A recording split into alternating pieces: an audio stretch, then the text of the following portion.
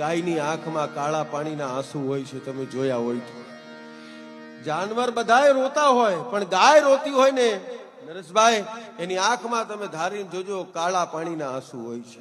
અને એક કવિરાજ ગાયને પૂછે છે કે માં, ગાય તારી આવી હાલત, રસ્તે રજળે અને કોકના ઘેર જઈને માથું મારે, સિંગડા મારીને ખાલી હેઠી ખીચડી ખાવા માટે તું જાય છે, તારી અંદર તો 33 કોટી દેવતાનો વાસ છે. એ માં ગાય કોકના ઘરે જઈને, ગઢવી સાહેબ, કોકના ઘેર જઈને માથું મારીને સિંગડું મારીને કોકના હેઠા બટકા ખાવા માટે જાય છે.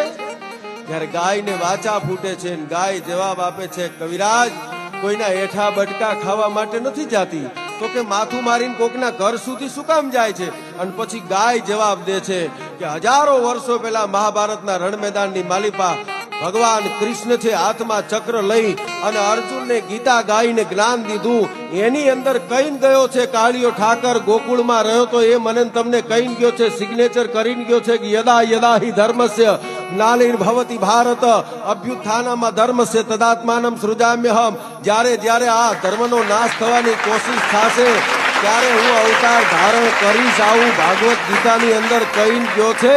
એ કાળિયો ઠાકર કોઈના ઘરમાં જન્મ્યો કે ના જન્મ્યો એ જોવા માટે, માથા મારવા માટે ખડકીમાં જઉં છું બાપ, કોઈના એઠા બટકા ખાવા માટે નહીં.